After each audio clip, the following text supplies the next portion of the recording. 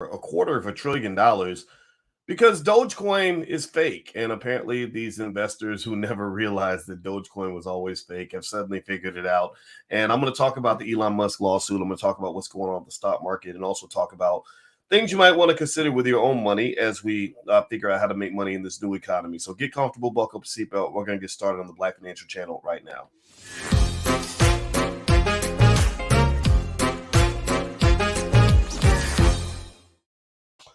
Hey everybody, how you doing? Welcome to the Black Financial Channel. That's theblackfinancialchannel.com. My name is Dr. Boyce Watkins. I'm your friendly neighborhood finance professor. On the Black Financial Channel, we talk about black wealth and black economics every day, sometimes as much as 10 times a day under one condition. The condition is that we are black first. Black first means we put our community at the top of our priority list. Black first means we are closing the racial wealth gap. Black first means we educate our kids. Black first means that we put our children ahead of the curve economically. Black first means we prepare for the future. If you agree with this philosophy, put a hashtag B and the number one in the chat, hashtag B1. So I want to say hello, Tawana and Miss Tamika and Nathaniel Lockridge and Tim Wright and Super Arizona and everybody on Instagram. What's going on? My Instagram is The Real Boyce Watkins. And feel free to check out boycewatkins.com by hitting the link in the bio. There's lots of free resources on how to become a better investor. Now, let's get started. How many of you, give me a yes or no in the chat, how many of you are aware that Elon Musk is getting sued for an ungodly sum of money right now? How many of you heard about this lawsuit? Give me a yes or no. Elon Musk is being sued right now for a whopping $258 billion. So I guess this guy says, I'm going to take you for everything you got because you pissed me off and I'm mad at you. And you tricked me, you fooled me, you got me to invest in something that wasn't good. And the guy probably lost a lot of money. The plaintiff in the lawsuit is a guy named Keith Johnson in New York, who's accusing Musk and his companies Tesla and SpaceX of running a pyramid scheme to inflate the price of the cryptocurrency. The lawsuit added that defendants falsely and deceptively claimed that Dogecoin is a legitimate investment when it has no value at all. According to the lawsuit, since defendant Musk and his corporations SpaceX and Tesla began purchasing, developing, investing, promoting, supporting, and operating Dogecoin in 2019, plaintiff and the class have lost approximately $86 billion in what is called a crypto pyramid scheme. The lawsuit also details Musk's tweets and videos on Dogecoin over the years. The lawsuit highlights how Musk referred to himself as the Doge Father while promoting his appearance on SNL in April 2021. Johnson, who is referred to in the lawsuit as an American citizen who was defrauded out of money by defendants Dogecoin crypto pyramid scheme, is suing for $86 billion in damages, representing the drop in the cryptocurrency's value, asking to triple those losses with an additional $172 billion. All right, so let me start off by asking you guys a question. How many of you believe that this lawsuit has merit? If you were the judge in this lawsuit, how many of you would say, yeah, this is, you got a good suit here. We need to go ahead and we need to go ahead and pass this thing through because justice was not served. How many of you, give me a yes or no? Yes, if you support the plaintiff, if you support the person who filed the suit. No, if you think it's a bunch of BS. No, if you think he should have known better. No, if you think this has no merit. Okay, I see zero merit. We don't have enough facts yet. Okay. All right, yes. Hameen says yes. Okay, I see no merit. Okay, first thing I want to say about this that's really interesting is Elon Musk. Elon Musk probably has a ton of lawsuits against him all the time, every day, no matter what.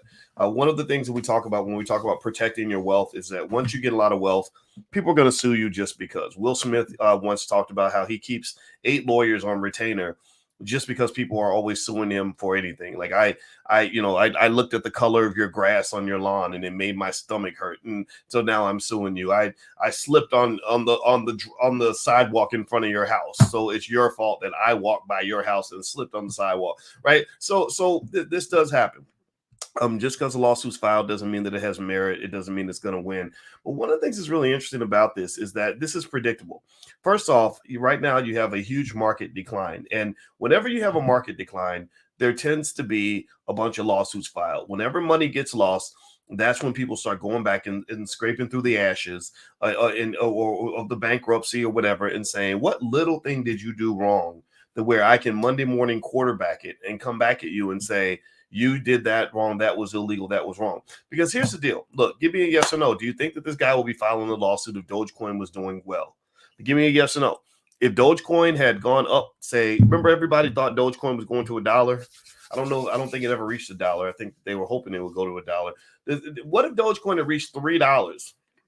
and he was sitting on swole, sitting on sitting on 1.5 million, buying, trying to buy himself a private jet or something. What do you think that he would have filed that lawsuit if Dogecoin had taken off instead of gone down? Give me a yes or no. No, he wouldn't have, right? No, the law, there wouldn't be a lawsuit. They'd be like, yeah, hooray for Dogecoin. Dogecoin is the best, man. I love me some Dogecoin. And unfortunately, that didn't happen for him. I'm going to share my screen and show you guys what's happened with the price of Dogecoin. Some of y'all already know because some of y'all already heavily invested in Dogecoin. I'm not making fun of you. I'm just I'm going to share the news that's going to probably hurt your feelings a little bit. But the reality is that if you go back and you listen to videos about Dogecoin that I did 2 years ago, I was telling you guys way back then, Dogecoin has never been an investment. Pinocchio was never a real boy. Pinocchio was never a real boy. Dogecoin, you see here, it's dropped 81%. It's down to a nickel. Let's see here. It's the peak of Dogecoin in the last year. It looks like at the height of the frenzy was about 34 cents. But wait, I think it hit a higher number than that. Actually, here's the real peak. 64 cents, May 7th, 2021. And here's the crazy thing. If you started investing in Dogecoin way back here, you could have actually made some money, right? You go back to January 29th, 2021. If you bought it at 2 cents, well, now you can sell it for a nickel. That's not a terrible investment, right? And so here's what I kind of want you to understand about Dogecoin. Dogecoin, here's the reason why I think the lawsuit is stupid. I mean, I get it, but I don't. I get it, but I don't. And let me explain what I mean. Legally speaking, you could make the argument that Elon Musk was using his platform to inflate the price of Dogecoin in a way where it was inevitable that at some point the bubble was going to pop. You could make that argument. You could say, look, man, you were on Twitter telling people to buy this stuff. A lot of people don't know. A lot of people are gullible. They're going to do what you tell them to do. And you led them down a path where they lost a lot of money. I can understand that to some extent. But then there's this thing that a lot of people don't believe in anymore. It's kind of makes me old fashioned. Nobody agrees with me on this, but there's this thing called common sense. Common sense says you don't go do what people tell you to do on the internet. I've been telling y'all that. Some of y'all getting relationship advice from people on the internet, and it's messing up your relationships. They're telling you to take weird health food and eat and take vitamins when you don't even know what's in the damn vitamin, and you're getting sick. You got COVID remedies that don't even work, but you're doing it because your favorite internet influencer told you to do it. Well, stop that. Common sense says this. Common sense says that if you go back and you look at the original paperwork on Dogecoin, the original white paper that was filed, the creators of Dogecoin, two white guys from Sydney named Billy Marcus and Jackson Palmer, they stated from the beginning in plain English that this is a damn joke, that this currency has no value. We are going to produce 100 billion of these fake coins because we're making fun of the fact that y'all so crazy. Y'all buy any damn thing right now. They said this. They said this in the paperwork. So this guy who's filing the lawsuit, maybe he can't read. Maybe he doesn't, he doesn't like, a lot of people don't like to read. And I'm telling y'all keep running away from books. You're going to be running towards slavery. Life does not end well if you don't read books, if you don't read. All right. And so maybe he can't read, but they made it clear, almost like a warning label on a box of medicine or something, where they say, look, this pill might cause diarrhea, or this could actually cause you to get fat, or eating too much sugar is bad for your health, or smoking might kill you. But yet, despite the fact that they stated on the label clearly that smoking might kill you, you still made the decision to smoke 4 packs a day. So I'm the guy who says, yeah, I get it. I understand how the courts assume that you're so stupid that you're going to just do what somebody tells you to do. But as a free-thinking person, I'm a person who says, it was on the label and you knew what you were getting into. And I assume that you know how to read. So the consequences belong to you. So as far as this lawsuit goes, I'm not with it. I don't support it. I don't, I think it's kind of silly and frivolous. At the same time, I think that there is a reality that an Elon Musk has to acknowledge, that he does have a lot of influence over people. When Elon talks, people listen. And so for Musk to act like he had nothing to do with what other people do, I think that's a little bit disingenuous. So, for example, I'm kind of an internet influencer. You know, I ain't hot shit or nothing, but I got about 1 million subscribers total on different YouTube channels, and I know that people listen to me because I got doctor in front of my name. That's because I have a real PhD. You can go look it up on the internet, and I'm an expert on financial stuff. And so I know that when I open my mouth, there are people that are going to hear what I say, and they're going to apply some of that. So, and that's just a reality. But at the same time, if you follow this platform, you'll know that for many years I've always told you, hear what I have to say. Let me influence you because I do know some things. But at the end of the day, I want you to be smart enough to make intelligent decisions on your own. That's why I say this is the platform for intelligent Black people. I don't want you in here blindly following stuff just because somebody said it. Now, anyway, do me a favor, hit the thumbs up button, thumbs up, thumbs up, thumbs up, share, subscribe. Also, if you want to become a better investor, we have a stock market challenge actually that's totally free. The URL's on the screen, theblackstockmarketchallenge.com. If you go through this challenge, you will become a better investor. This is the best time to become a better investor because right now the market is cheap.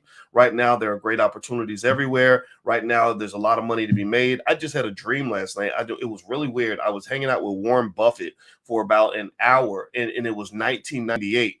And in the dream, I saw Wilt Chamberlain and Kareem Abdul-Jabbar.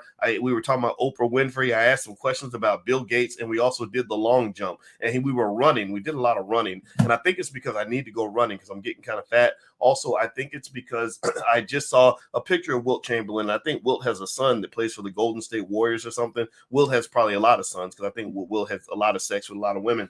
But anyway, so in the spirit of my dream about Warren Buffett, I would encourage you to jump into the Black Stock Market Challenge. It's easy, it's free, it'll make you a better investor. The URL is right there on the screen. All right, so let me jump into a little bit more on this lawsuit with Elon Musk and over this Dogecoin thing. So let's just start with that general premise. Dogecoin was worthless from the beginning. The founders of Dogecoin, when they created it, stated it on their white paper that this coin is worthless. They pretty much said this coin is garbage. They said if you buy it, you buy at your own risk. It probably means you might be a sucker. And you're really proving our point that the world has gotten so crazy that they will buy anything. This has happened all throughout economic history. In the very beginning, the first bubble. Right now you have a bubble. The bubble's popping. That's why the market's dropping. So the first asset bubble recorded was actually for tulips. There was a time where everybody felt like owning a tulip was like just the thing to do. So people didn't really know exactly why they wanted to buy a tulip, but they didn't see any real utility in a tulip. But they would say, hey, we want to buy tulips because everybody else is buying tulips. So what happened is you had something similar to what you have in the crypto space, which is what they call the greater fool theory, where you buy something. People don't buy Dogecoin because they expect to be able to use it for anything relevant. They don't buy Dogecoin because they expect to be able to take it to the store. They don't buy Dogecoin because they think they can actually buy a car with it or shoes or whatever. They buy Dogecoin because they're hoping that the price will go up so they can sell it at a higher price. That is what is called the greater fool theory. So tulips were the first example of the greater fool theory, and eventually that bubble burst and people lost all their wealth because they put all their money into tulips, when from the very beginning somebody would have probably said, why are you putting all your money into a damn flower?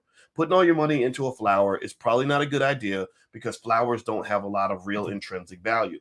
And so if you look at Dogecoin and you see that it's dropped 81% over the last year, this does not mean Dogecoin can't come back. What occurred in my view was that once Dogecoin started getting this push from Mark Cuban and Elon Musk and all these other people, I think that the founders of Dogecoin tried to kind of mess around and say something like, hey, maybe we could actually control the supply of Dogecoin and make it into a legitimate currency. And to that extent, this is where I think it could be somewhat rational to invest in Dogecoin, because there could be some idea to say that you're not so much investing in the greater fool theory that the price is going to go up and somebody's going to buy it from you, but you could be investing in the idea that maybe this community is so strong that one day people will actually make a decision to say, we're going to recognize Dogecoin as a currency. That's a possibility. If you had 10 million people that all got together and said, look, I'm going to accept your Dogecoin, you accept mine, and we're all going to sort of do business together with this currency, then that could actually create real economic value. But that comes from what they call utility. That means the ability to use Dogecoin for something other than sitting there and just having it in your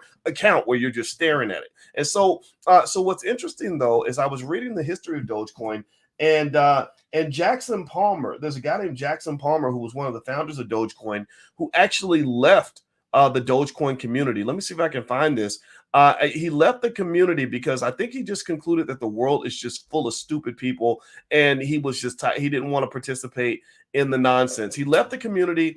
The crypto, he felt like the whole crypto community was a little bit fraudulent, and in 2015 he left, and he had no plans to return, having come to the belief that cryptocurrency, originally conceived as a libertarian alternative to money, is fundamentally exploitative and built to enrich its top proponents. His co-founder, Billy Marcus, agreed that Palmer's position was generally valid.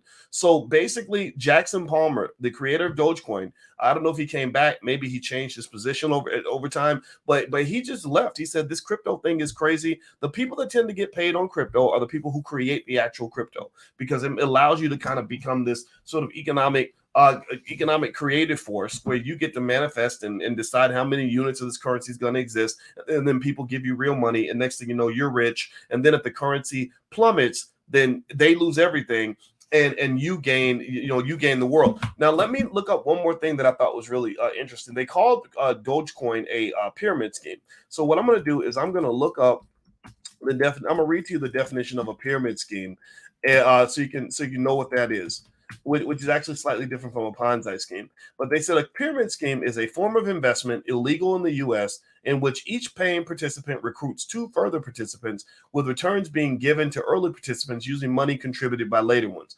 I don't know if that specifically fits the definition of a pyramid scheme, because it involves recruiting. And so a lot of the MLMs that you see people participating in, they're about this close to being a pyramid scheme. What makes them different from a pyramid scheme is that they actually have a product. They'll have a product in the background, and they'll say, no. We're not trying to recruit new members. We're trying to sell this product. We're trying to sell this, this glue and these overpriced vitamins. That's what we're really actually doing. That's why we're doing it. Well, really, y'all know what it is. They make their money by recruiting people, right? But they have to do that in order to avoid criminal charges for running a pyramid scheme. So I don't know if this necessarily fits the specific definition of a pyramid scheme, but the general idea is that in a pyramid scheme, it's a situation where the people who create the scheme do well, and they understand the whole landscape, and they know that their job is to get people to sign on and to invest in this thing, right? And as they get others to invest in this thing that they created, they see the price go up, and then because they created the scheme, they know when to get out. They know when to get out. And really, when you're talking about any type of shady, crazy, risky investing, I found that that's kind of the key to everything. Know when to get out. You ever watch like a movie about a drug kingpin, like the movie Blow, or what's that other one that I really like, Snowfall? And you're watching, right? And this guy is making all this money, and he's making like $1 million a week. And do you ever sit back and say, when are you gonna get out of the game? Like, this game is gonna end badly. Like, why don't you leave now? You have $300 million. You have more. You have so much money that you could fill up a whole house. Your bedroom was filled with money from floor to ceiling. The game's going to end bad. Why don't you go ahead and get out of the game? I never understood that. I really don't get that. I would say that the smartest dope dealers of all time were the ones who said, okay, I made $100 million. Now I'm going to go legit as quick as possible because I know that this is not going to end well. I guess maybe it's the financial addiction. Maybe it's the sense of invincibility. I'll never get caught because I'm too smart. Yeah. You're not the first person to say that. But generally speaking, that seems to be kind of the issue with the pyramid scheme. So what I would say to you is this. Look, I'm not telling you to go out here and create or participate in a Ponzi scheme or recruit other people for any of these things. I'm not telling you to do any of that. Some of y'all may be involved with some of these things. I see blessing looms going through where they'll write this whole long message, like using all this language of Black empowerment to convince you to participate in a loom. Even though a loom is technically a pyramid scheme. And I get it. If you want to participate, I think that's fine. But I would say whether you participate or not, I would encourage you to know when to get out of the game. Like, get out of the game, because eventually those games always come to an end. They come down crashing and burning, and people lose a lot of money. And that's when people get sued. That's when people get arrested. That's when bad things start to happen. Typically, these lawsuits occur after somebody loses a lot of money. So a lot of the people who believed in Elon Musk, who were buying Dogecoin because he loved it, who were caught up in the frenzy, They're just mad because they got out of the game too late. The smart investors left a long time ago. They sold Dogecoin when it hit 30 cents. They said, my Lord Jesus, I bought this for a penny and it's now worth 30 cents. I ain't got to be greedy. I'm not waiting for $1. That's for the suckers on Reddit. That's for the people who are sitting around on these online forums really getting caught up in this whole. Remember, one of the things that blew Dogecoin up was there was a whole TikTok campaign on Dogecoin to $1, Doge for $1. So people started believing that stuff. Right, and same thing with these Wall Street apes, or they call them games and AMC apes. Right? I don't want to be a fucking ape. I'm not. You're not a monkey. Be intelligent. Apes are stupid. Apes just grunt and follow the crowd. No, I don't want to be an AMC ape. If you're gonna invest, if you're gonna get in there and get paid, well then get paid and leave.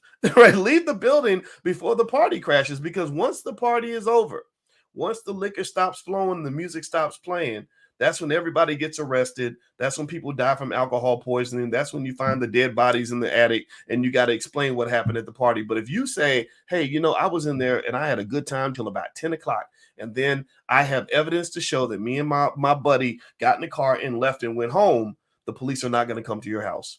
So ultimately, I think with this particular thing, what you're seeing is you're seeing the after party right now. You're seeing the after effects of this, what Alan Greenspan referred to as irrational exuberance. Alan Greenspan was a former chairman of the Federal Reserve who was seen as a genius back in the 1990s because he got the economy humming during the Bill Clinton administration. Everybody thought he was super smart. Then they found out that bubbles pop. Bubbles always burst. And right now in the capitalist society you live in, you're just naturally going to see these ebbs and these flows. And so whenever you start seeing things getting crazy, whenever you start seeing people getting into a frenzy, when you start seeing people shaking the bones, rolling the dice, betting on anything, investing in everything, that's when you want to sit back and be careful. Warren Buffett always said it best. He said, you want to be greedy when others are fearful and fearful when others are greedy. So when everybody was greedy and everybody was feeling good, Warren Buffett sat back on $160 billion in cash that he refused to deploy because he said, I'm not putting my money at risk in the middle of all this nonsense. Now, I bet your last dollar, if you Google Warren Buffett right now, he is probably making major acquisitions of distressed companies that he can now buy on the cheap because these companies went flat after this bubble eventually burst. Okay, so that's kind of the dynamic of the market. That's kind of what I'm seeing. That's kind of how these things work. All right, guys, so do me a favor, hit the thumbs up button, thumbs up, share, subscribe. And also, if you want to educate your kids on wealth, don't forget we have great financial workbooks that you can take a look at. You can go to financialworkbooks.com or you can go to boycewatkins.com and you can find all that stuff over there. Lots of free stuff. So make sure you're working on your game. Make sure you're becoming a better investor. Just know that this too shall pass. In 2 years, you won't remember hardly any of this. So the goal is to do something right now so that 2, 3, 4 years down the line, you'll be doing better financially. Personally, right now, I'm buying a whole lot of stuff. So anyway, have a good day. It was wonderful speaking with you. Thank you for listening, and I will talk to you guys soon. Take care now. Peace.